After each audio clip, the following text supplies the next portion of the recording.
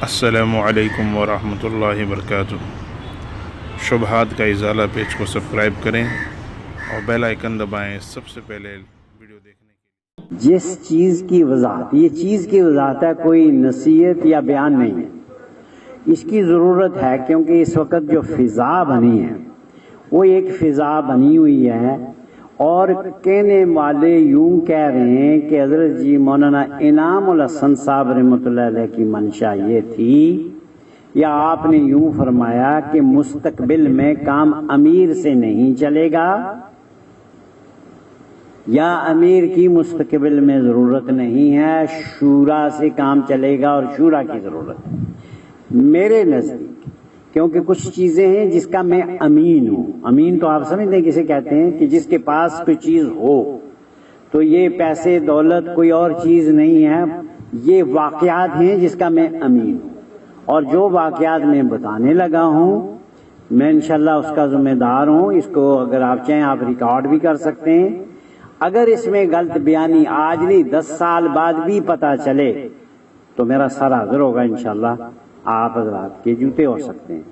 तो जो मालूमात में देने लगा हूँ वो ध्यानतन अमानतन देने लगा हूँ और इस वजह से देने लगा हूँ कि एक गलतफहमी फैलाई जा रही है जो बेसलस है। अब मैं आता हूँ असल मौजू की तरफ। हजरत जी रहमतुल्लाह अलैह आखिरी ज़माने में आपके इल्म में बीमार हो गए। खुलासे के तौर पर बताता हूँ, हजरत रहमतुल्लाह अलैह ने बस्ती निज़ामुद्दीन में आपने रफ़ाक़ा को, मोतमिद लोगों को बुलाया, जिसमें सऊदी अरब, बांग्लादेश, पाकिस्तान और हिंदुस्तान शामिल। वो सारे उलमा क़ुदमा मौजूद थे, पहुंच गए थे हजरत के बुलाने पर। कहाँ? बस्ती निज़ामुद्दीन, बंगले वाली मस्जिद। हजरत ने, अब देखिए मैं अल्फाज कहूंगा उसके वजन को आप कायम रखिए अपने ज़हन में। हजरत ने बुलाया, पास बिठाया, फरमाया भाई मैं बीमार हूं, भाई तुम अपना अमीर तय करो। अब जुमला याद रखना मैंने क्या कहा, और इसका मैं अमीन हूं और जिम्मेदार हूं अगर इसमें गलत बयानी हो तो। हजरत ने फरमाया कि भाई मैं बीमार हूं, जिंदगी का भरोसा नहीं है। अल्फाज आगे पीछे हो सकते हैं, इसका मैं दाई नहीं हूं कि जेर जबर का भी फर्क नहीं है। मफहूम ये कि मैं बीमार हूं, जिंदगी का भरोसा नहीं है, अपना जिम्मेदार अमीर बना लो। अब साथियों ने जो मौजूद थे, हिंदुस्तान के अक्सर क़ुदमा मौजूद थे, काबिल जिक्र सारे ही थे। मौलाना पालनपुरी रहमतुल्लाह अलैह थे, मौलाना याकूब सारनपुरी थे, और ये प्रोफेसर नसरुल्लाह, अपने खालिद सिद्दीकी साहब वगैरह वगैरह, फारूक भाई, ये सारे लोग मौजूद थे। बांग्लादेश में से हाजी अब्दुल मुकीम साहब थे, ये आपको पता है बड़े हजरात में से थे। अब सबके नाम मुझे याद नहीं है, मैं सिर्फ नमूने के तौर पर बता। हिंदुस्तान में से ये हजरात थे, और वहां से बांग्लादेश से हाजी साहब थे। हाजी साहब के साथ और कौन था, होगा जो भी होगा। पाकिस्तान से बिल्कुल पक्की बात मैं बताता हूँ, हाजी अब्दुल वहाब साहब थे, हाजी अफजल साहब थे, मुफ्ती ज़ैनुलाब्दीन साहब थे, और मौलाना सईद खान साहब। असल तो जमाना उन्होंने गुजारा कहाँ? सऊदीया में, लेकिन आखिर में सऊदीया ने नेशनलिटी मंसूख कर दी थी तो वो पाकिस्तान आ गए थे।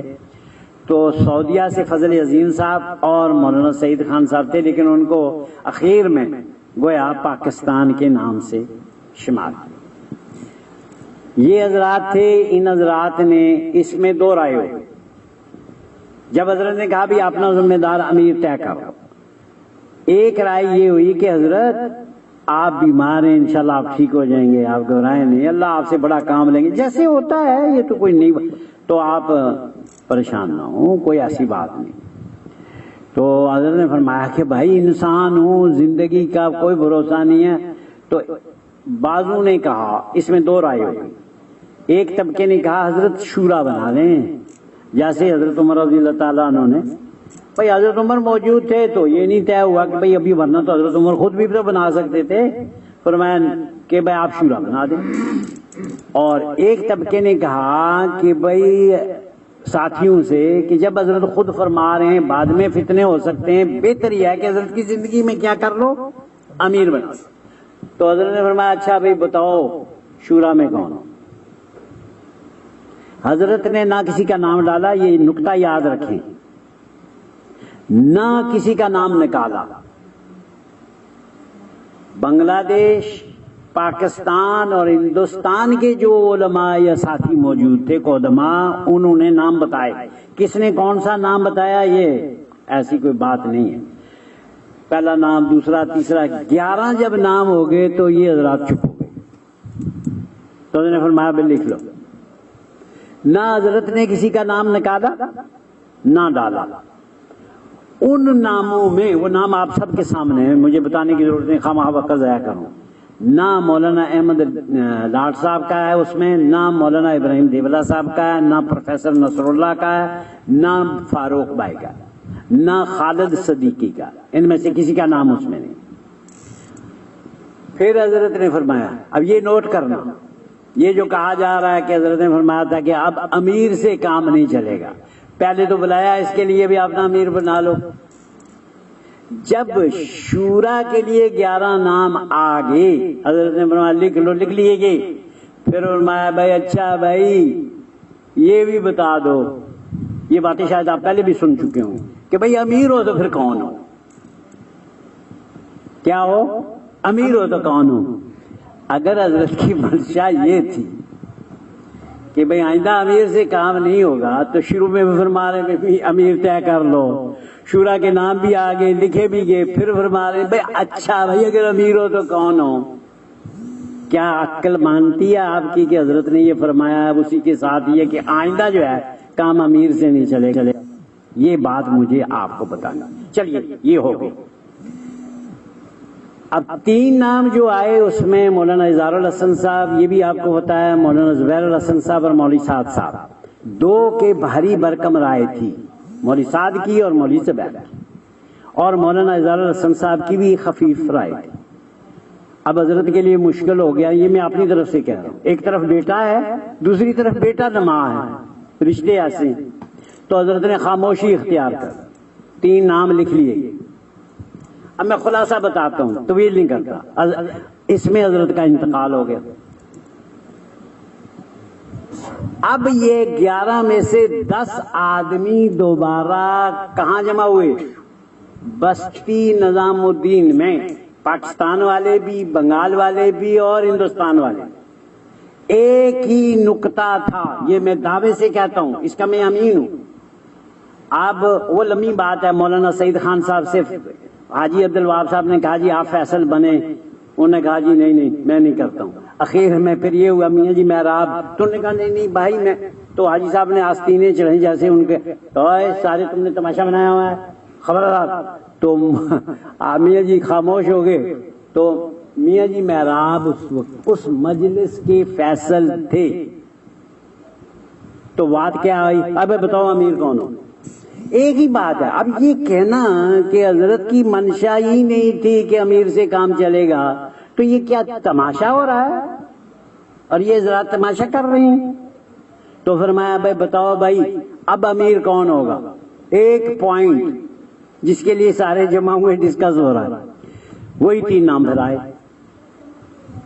یہی تینوں نام پھر آئے جو حضرت کی زندگی میں آئے تھے۔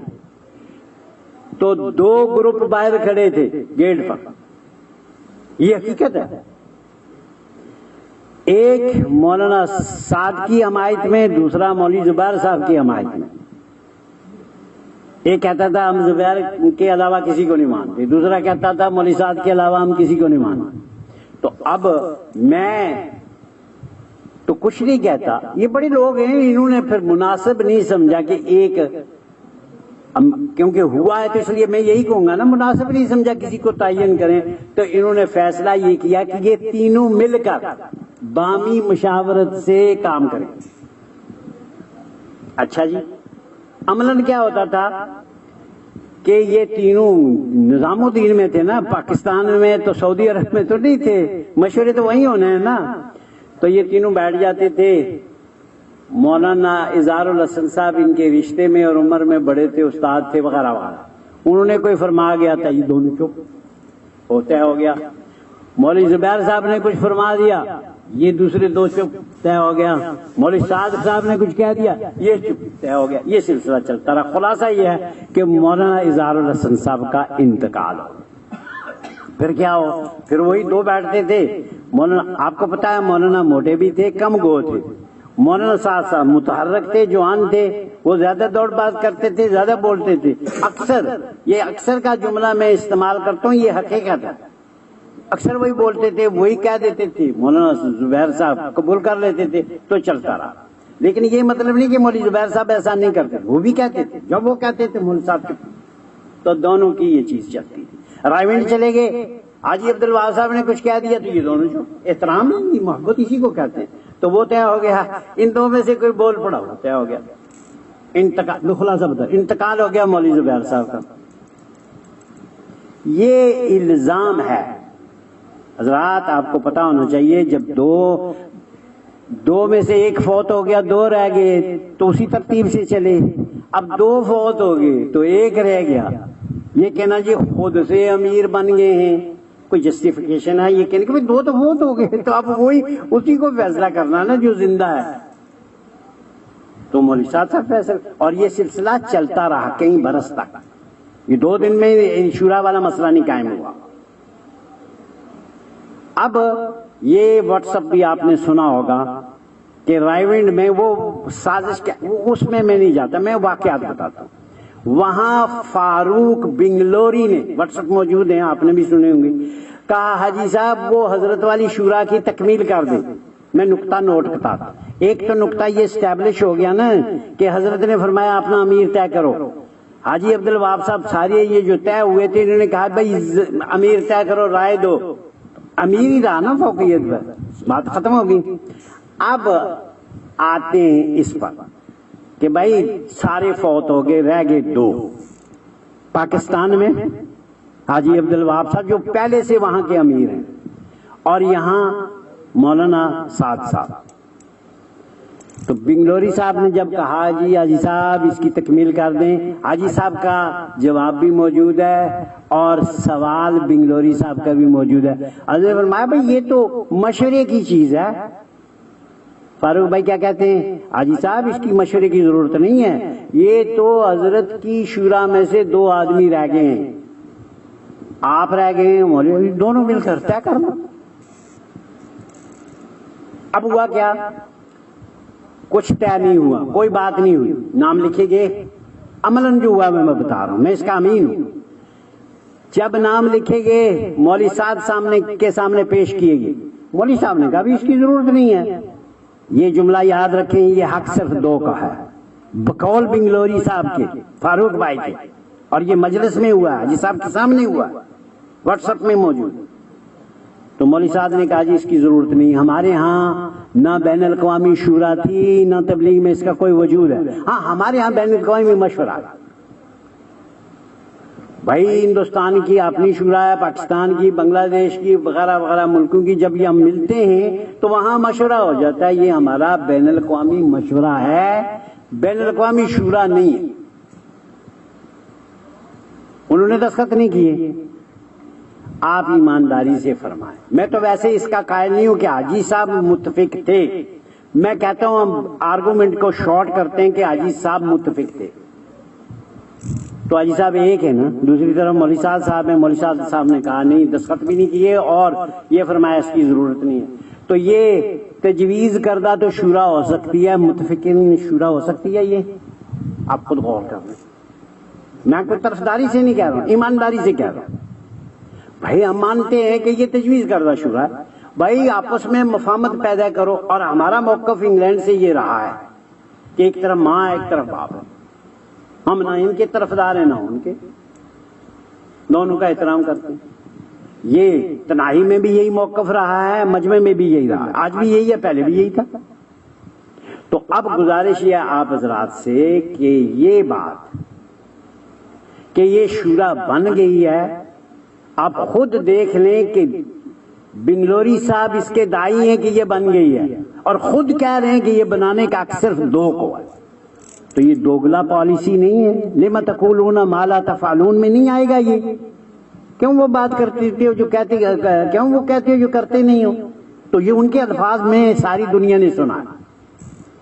تو حضرات ہمارا موقف یہ ہے، یہ موقف فرضی نہیں ہے۔ آپ کے علم میں ہے مولانا سعد صاحب بڑے لوگوں کی اولاد ہیں، ہمارے لیے ان کا احترام ہے۔ حاجی صاحب اس وقت دنیا میں تبلیغ کے اعتبار سے میں یوں کہہ سکتا ہوں کہ آخری درجے کے آدمی، ان کی عزت احترام ہمارے لیے جتنا ہے شاید کسی کا بھی اتنا نہیں ہے، لیکن سوال احترام کا نہیں ہے، اصول کا ہے۔ جب حاجی صاحب فرما رہے ہیں کہ یہ مشورے کی بات ہے اور بنگلوری صاحب کہہ رہے ہیں کہ یہ مشورہ آپ دو کریں، تو جب مولانا سعد نے دستخط نہیں کیے، اتفاق نہیں کیے، تو یہ شورا متعین ہو سکتی ہے؟ ایسے نہیں ہو سکتی۔ جب مولانا سعد صاحب نے منتخب حدیث کو چلایا،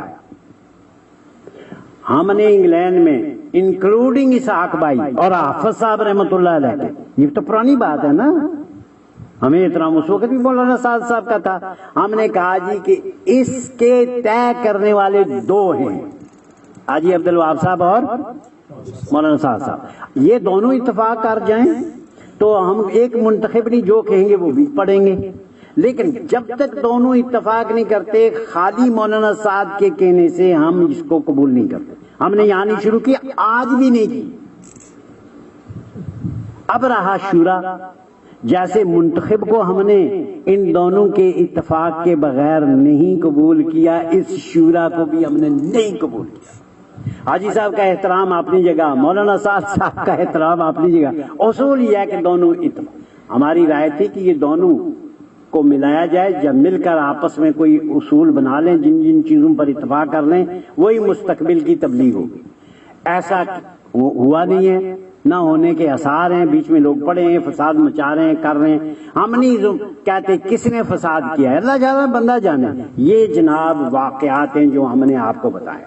یہاں جو یہ کہا جا رہا ہے، یہ تو بات یہاں کی کہ بھئی حضرت کی منشا یہ تھی کہ آئندہ کام امیر سے نہیں شورا سے۔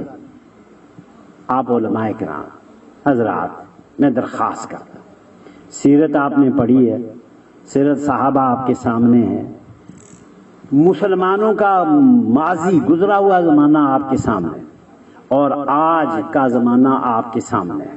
عمر میں چاہے آپ چھوٹے ہوں گے، لیکن تاریخ تو پڑھی ہے، حالات کو دیکھا ہے۔ دنیا میں، پوری دنیا میں، عرب و عجم میں، شافعیہ مالکیہ حنبلیہ، کوئی دنیا میں ایسا مسلمانوں کی سیاسی، مذہبی، تنظیمی جماعت بتا دیں پہلے اور اب کہ شورا ہو اس کا امیر کوئی ہو، پوری روئے زمین پر۔ جمعیت العلماء بنگلہ دیش ہے تو 50 آدمیوں کی شورا ہے، اس کا امیر کوئی نہیں ہے، سنا ہے کبھی؟ مدرسہ ہے، اس کی 50 آدمیوں کی شورا ہے، مدرسوں کی بھی شورا ہوتی ہے، اس کا امیر کوئی نہیں ہے، محتمم کوئی نہیں ہے، سنا ہے؟ کوئی سیاسی جماعت ہے تو وہ امیر نہیں کہتے، پریزیڈنٹ کہتے ہیں۔ کبھی سنا ہے کہ بھائی کمیٹی ہے، اس کے ممبر ہیں، لیکن اس کا چیئرمین کوئی نہیں؟ نہ پہلے تھا نہ آج ہے، نہ سیاست میں ہے نہ مذہب میں، نہ پہلے ہو چکا ہے نہ آج ایسا ہو رہا ہے۔ مسلمانوں کی کوئی اجتماعی شکل ایسی نہیں ہے، اب وہ نام چاہے امیر رکھ دیں چاہے کوئی رکھ دیں۔ میرے بزرگوں، یہ علماء اور مفتیان حضرات کا کام ہے کہ اس کو اچھی طرح سے غور فرمائیں کہ کیا یہ نیا اجتہاد آپ اس کو کہیں گے، نئی کو شک کہیں گے؟ نہ تاریخ میں ہے، نہ سیرت میں ہے، نہ گزر چکی ہے، نہ آج ہے، آج تک تو ایسا ہوا نہیں۔ تو یہ وہ حقائق ہیں جن کو بتانا، آپ کی خدمت میں عرض کرنا میرے ذمہ تھا۔ میں نے بتا دیا، یہ کوئی بیان نہیں ہے، نہ کوئی آپ سے نصیحت ہے، درخواست ہے۔ یہ واقعات میرے سامنے ہیں، یہ ایمانداری سے میں سمجھتا ہوں یہ باتیں آپ پہلے بھی سن چکے ہوں گے۔ اجتماعی طور پر میں ذمہ داری سے بتا رہا ہوں، یہ 100% ویسے ہی ہیں جیسے میں نے آپ کو بتایا۔ یہاں جو ہوا ہے، میں آپ کو یقین دلاتا ہوں، ان میں سے کسی سے پوچھیں، بلیک برن کا مرکز کیا بین الاقوامی شورا میں باقاعدہ جیسے مشورے میں رکھتے ہیں، اور حاجی صاحب نے فیصلہ کیا ہے کہ ڈیوزبری کے علاوہ کوئی انگلینڈ میں اور مرکز ہے؟ ہم دعوے سے کہتے ہیں کہ ایسا کوئی نہیں ہوا۔ ان لوگوں نے رکھا، وہ لوگ موجود ہیں جنہوں نے رکھا، اور جو ساتھ تھے وہ موجود ہیں برمنگھم والوں نے، کہ بھئی ہمیں بڑی دقتیں ہیں، ہمیں اجازت دے دی جائے کہ جمعرات اور منگل ہم شروع کریں۔ حاجی صاحب موجود تھے، حاجی صاحب نے فرمایا اس کی ضرورت نہیں ہے، اور آتے ہی ایڑی چوٹی کا زور لگا کر کے ایک کارنر میں بیٹھ کر منگل بھی شروع کر دیا، جمعرات بھی، اور ڈنڈورا کیا پیٹا جا رہا ہے، حاجی صاحب ہمارے بزرگ ہیں ان کی مانتے ہیں، مان لیا۔ واٹس اپ آپ نے سنا ہوگا، حاجی صاحب نے، میں نام کسی کا نہیں لیتا، ہمارے سارے سر کے سردار اور بزرگ ہیں۔ یہ الگ چیز ہے کہ ابھی بھی ہمیں بتایا جا رہا ہے کہ جی ہم مرکز میں کیسے جاتے کہ وہاں سے تو بوستان اور شبیر بھائی گالیاں دے رہے ہیں ہمیں۔ ہم نے کہا بھائی انا للہ و انا الیہ راجعون، بھائی اگر کسی نے سنی ہو تو ہمیں بتا دو۔ اللہ کا احسان ہے، ہم ہمیشہ کہتے رہے کہ ایک طرف ہماری ماں ہے، ایک طرف ہمارا باپ ہے، تو ہم نے تو کوئی ایسا کام کیا نہیں ہے۔ تو یہ سارا کچھ ہو رہا ہے حضرات، یہ علماء کی ذمہ داری ہے۔ میں آپ کو آپ کی ذمہ داری نہیں یاد دلا رہا ہوں، آپ اپنی ذمہ داریوں سے کما حق و آگاہ ہے۔ تو یہ ہماری درخواست تھی، یہ میرے ذمہ تھا، میں نے آپ کے ذمہ کر دیا۔ اب مولانا فدا الرحمان صاحب، میں معذرت خواہ ہوں، یہ باتیں تلخ بھی ہو سکتی ہیں، لیکن ہماری مجبوری تھی کہ یہ حالات واقعات آپ کو عرض کر دیں۔ اب مولانا فدا الرحمان صاحب بیان کریں گے، اور مزید جو ہے میری کمی معذوری ہے، میں نیچے بیٹھ نہیں سکتا ہوں، اس لیے میں آپ کو بتا دیتا ہوں۔